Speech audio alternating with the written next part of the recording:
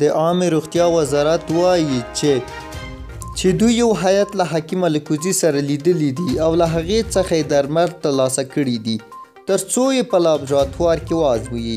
دوی همداراز ویلي دي چې حکیم الکوزی د یوناني طب کوم سند یا جواز نه لري او په کوم کلینیک کې چې خلکو ته یا درمل ورکوي دغه کلینیک هم جواز نه لري.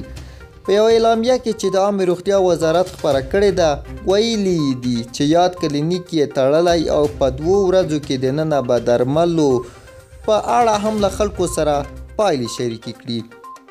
خو له بلې خوا حکیم الکوزی وایي د کورونا درمل مې له 11 بوټو څخه په 21 ورځو کې جوړ کړي. حکیم الکوزی وایي چې د کورونا وایرس لپاره یې درمل له 11 بوټو څخه په 21 ورځو کې جوړ کړي دي.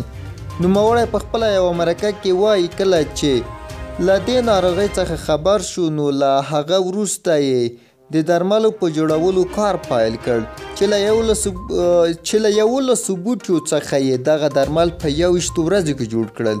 نوموړي همداراز وایي کله چې دا درمل جوړ کړل نو بیا یې لومړی په خپله کورنۍ تطبیق کړل او له هغې وروسته یې نورو خلکو ته ورکړل. حکیم الکوزی وایي چې د کورونا لپاره ځانګړي روغتون یعنې افغان جاپان روغتون ته هم په پټه تللی او ویې لیدل چې د کورونا ناروغان څه ډول راځي او څه ډول تداوي کیږي. نوموړی وایي هلته په جاپان کې بستر ځینو کسانو ته یې دا درمل ورکړل او هغوی ورسره جوړ شوي دي. دغه حکیم وایي له تیرو 25 کالونو راهیسې د یوناني طب په برخه کې کار کوي چې دغه درمل یې په زرګونو کسانو ته ورکړي دي او وایي چې هیڅ جانبي عوارض هم نه لري. هغه ډاکټران او د عامې روغتیا وزارت ته هم چلنج ورکړی چې یا درمل دې وګوري او که جانبي عوارض پکې پیدا کړل نو هغه ملامت دی. ستاسو نظر د حکیم الکوزي په اړه څه دی؟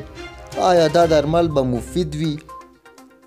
او که مفید وي عامه روغتیا وزارت ولې نه غواړي چې دا درمل له موږ افغانانو او نړیوالو سره شریک کړي؟ خپل نظر هم راسره کومنټ کې شریک کړئ.